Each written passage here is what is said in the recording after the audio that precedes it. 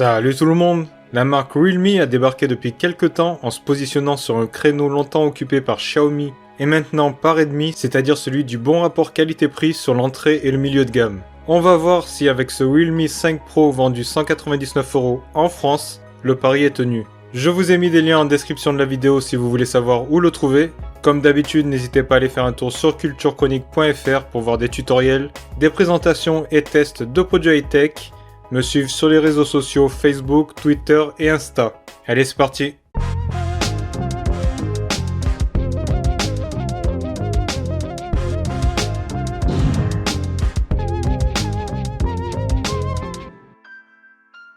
Comme vous avez pu le voir dans ma vidéo de déballage, le smartphone est livré avec une coque de protection transparente. C'est une chose que j'apprécie, ça évite de devoir chercher sur le net parmi des multitudes de coques disponibles, et ça permet d'avoir une protection sur son smartphone dès sa première prise en main.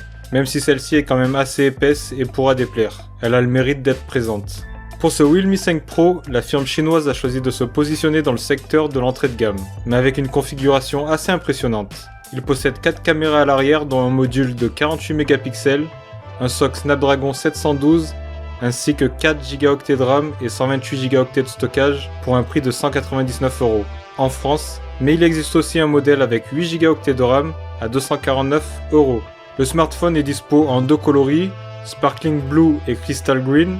Au niveau de la face avant, on est en terrain connu. On a une encoche en forme de goutte d'eau pour loger le capteur photo avant, des fines bordures sur les côtés et une bordure un peu plus large en bas. L'écran est un IPS LCD de 6,3 pouces d'une définition Full HD+, de 2340 x 1080 pixels et qui occupe environ 90% de la face avant. L'écran est d'assez bonne qualité avec des angles de vision corrects. Les couleurs sont vives mais ont un peu tendance à tirer vers le bleu, même s'il est possible de corriger un peu le tir dans les paramètres. Les noirs ne sont bien sûr pas aussi profonds que sur du AMOLED, mais globalement pour la gamme de prix, c'est satisfaisant. Le dos de ce Realme 5 Pro est quant à lui beaucoup plus original.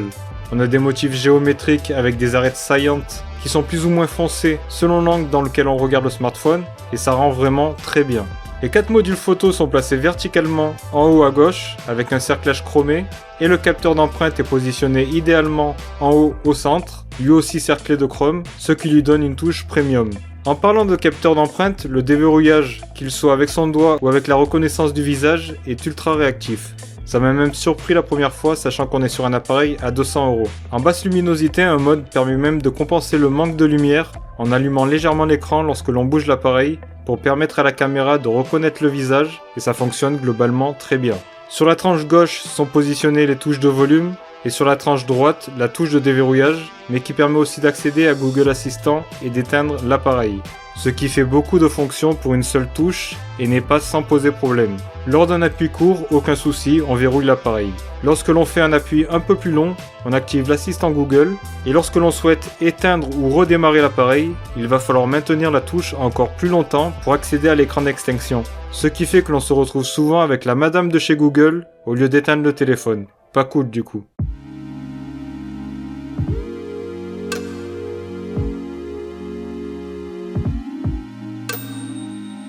Le Realme 5 Pro tourne sous ColorOS 6, qui est basé sur Android 9 Pie. C'est l'OS d'Oppo, ici dans une version optimisée pour les smartphones Realme. Ceux qui sont habitués des interfaces des constructeurs chinois comme Huawei et Xiaomi noteront pas mal de ressemblances. On est bien sûr du Android avec le Play Store pour installer des applications, mais certains éléments font clairement penser à iOS. On peut choisir l'affichage des applications sur le bureau sur 4 ou 5 colonnes. On a deux modes de fonctionnement, celui avec tiroir d'applications, comme ce qui se fait habituellement sur Android, ou le mode sans, c'est-à-dire avec toutes les applications directement sur le bureau, qu'il faut ensuite regrouper et trier dans des dossiers.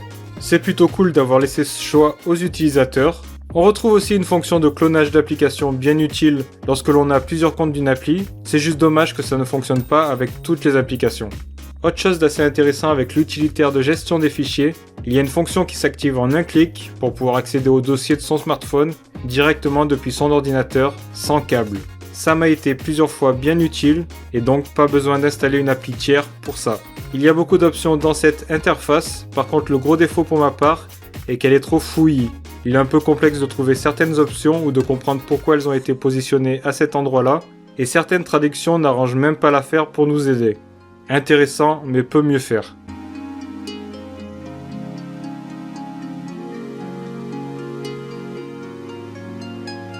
Au niveau des performances, ce Realme 5 Pro est équipé du Snapdragon 712, couplé à 4 ou 8 Go de RAM. Pour ma part, je teste la version 4 Go.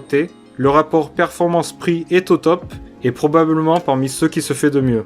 Realme ne s'est pas foutu de notre gueule et nous en a donné pour notre argent. Franchement, avec 4 Go de RAM, on est déjà bien, mais ceux qui désirent un peu plus de confort ou qui visent le très long terme peuvent opter pour la version 8 Go. Sur Antutu 8, j'ai obtenu 212 210 points, ce qui le situe quelque part entre un Redmi Note 7 Pro et un Mi 9 SE. La navigation est fluide et le Realme 5 Pro satisfait à la plupart des usages, malgré le fait que ce ne soit pas le socle le plus haut de gamme de Qualcomm. Sur PUBG, le jeu se lance par défaut avec la qualité graphique élevée, c'est pour dire.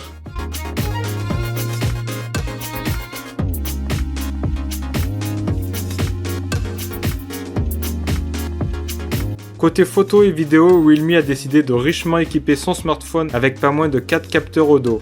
Un Sony IMX586 de 48 mégapixels avec ouverture 1.8, un ultra grand angle de 8 mégapixels, ouverture 2.25, un capteur portrait de 2 mégapixels et enfin un capteur macro de 2 mégapixels aussi. Le capteur de 48 mégapixels est connu, il équipe d'autres smartphones. Il délivre ici des bonnes photos avec des bonnes couleurs et pas mal de détails, lorsque l'on a des bonnes conditions de luminosité. Le piqué est bon. L'objectif ultra grand angle produit lui aussi des bonnes photos et chose appréciable, la colorimétrie est semblable sur les photos prises avec ce capteur et avec le capteur principal. Le mode portrait fonctionne bien, le détourage se fait sans problème grâce au capteur TOF, l'effet de flou rend globalement assez bien et le sujet est bien mis en valeur. Le mode macro, bien qu'il ne sert pas à énormément de personnes, est au moins présent et permet de prendre des photos en faisant le focus à quelques centimètres du sujet. Un mot sur l'option Chroma Boost qui est je trouve plutôt bien utile pour avoir une encore meilleure qualité de couleur. Enfin par rapport au capteur avant, celui-ci permet de prendre des selfies de bonne qualité en classique ou en mode portrait avec l'arrière-plan flouté. Lorsque la luminosité vient à manquer, le résultat est tout de suite un peu moins réussi. Les couleurs restent par contre assez justes, mais avec une quantité de détails beaucoup moins importante et un bruit plus présent. Ça reste globalement convenable.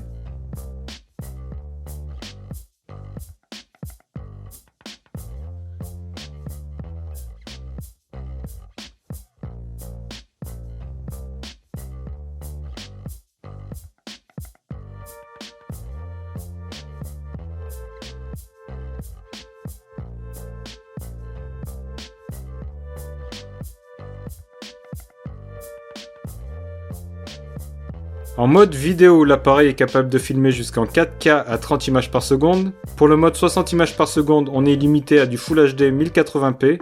Alors en 4K, lorsque l'on est en mouvement, l'image a beaucoup de tremblements qui sont visibles à l'écran, contrairement au Full HD où l'image est bien stabilisée. Il est possible de faire des ralentis jusqu'à 960 images par seconde en HD 720p.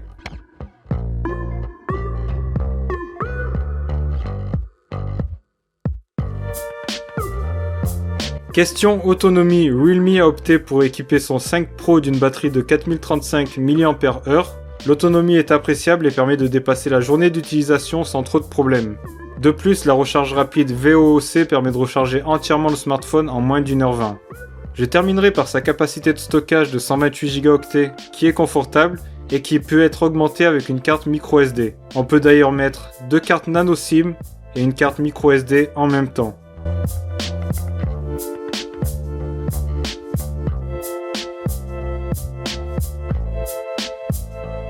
En conclusion, Realme, depuis son entrée sur le marché français, impressionne avec ses smartphones au très bon rapport équipement-prix et se place en concurrent plus que sérieux de Xiaomi. Avec ce Realme 5 Pro, on en a pour son argent avec un socle Snapdragon 712, 4 Go de RAM, 128 Go de stockage et 4 capteurs photo dont un de 48 mégapixels. Tout ça pour un peu moins de 200 €. L'ajout d'un tiroir d'application montre aussi la volonté d'améliorer l'aspect logiciel, ce qui faisait le plus défaut à Realme il y a quelques temps, et de ne pas juste avoir des grosses caractéristiques. Je recommande bien sûr haut la main ce Realme 5 Pro qui se place sans conteste parmi les smartphones au meilleur rapport qualité-prix, avec un petit bémol sur le côté un petit peu désordonné et complexe de son interface. N'hésitez pas à dire en commentaire ce que vous pensez de ce smartphone et parler de votre expérience avec cette marque. Sur ce, passez une bonne journée, portez-vous bien et à une prochaine pour une prochaine vidéo. Ciao ciao ciao.